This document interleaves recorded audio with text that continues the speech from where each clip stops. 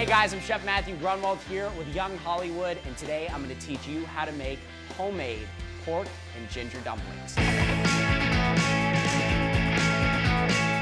Now, dumplings can seem kind of intimidating, but they're so easy, and that comes into play with store-bought Wonton Wrappers. First, begin by taking ginger root. We're going to take the ginger, cut off the top and the bottom so that we have a nice flat surface to work on.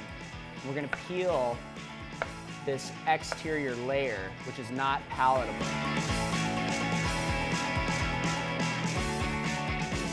Our ginger is going to go right in, and let's start with the rest of our aromatics. Fresh garlic is always a good thing. We want 2 cloves.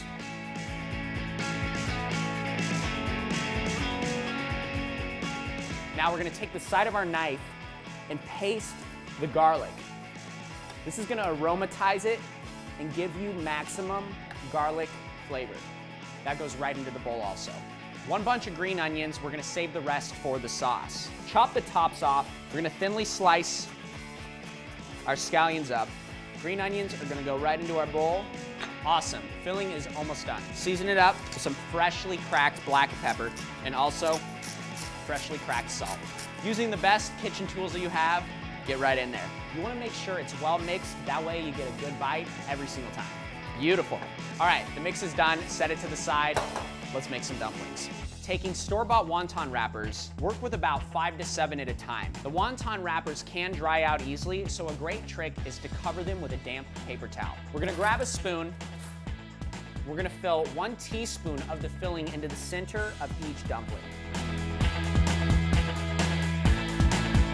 Now we need to seal these up, and water is the perfect ingredient. Taking your index finger, dip it in the water and run your finger around the edges of the wonton wrapper. Then go corner to corner with the dumpling, pinch the sides, working from the inside out, making sure you're pushing out all of that excess air.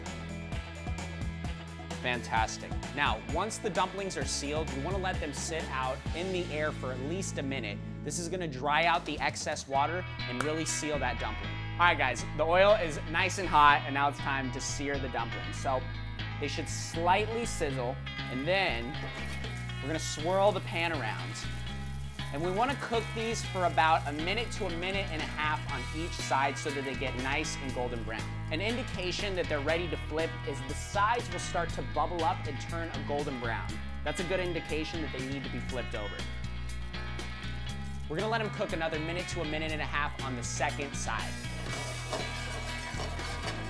All right, now the dumplings are perfectly golden brown, but they're not quite finished yet. We need to steam these. So be sure to have a second pan or a lid on hand.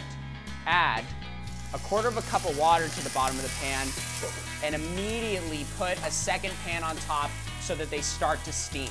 This is gonna take about 2.5 minutes. You know the dumplings are done when you start to hear a popping noise. That means that most of the water is evaporated and these things are ready to go.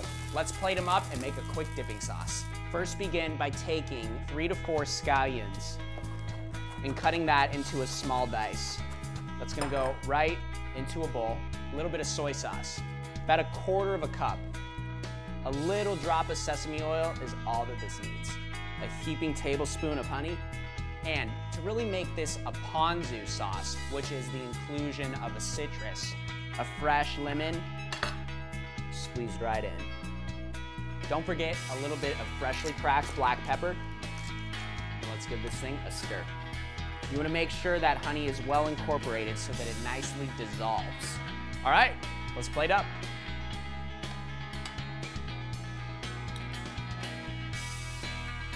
A little bit more green onions sprinkled right on top. Let's get a bite. Got to get that dipping sauce, and then just go for it.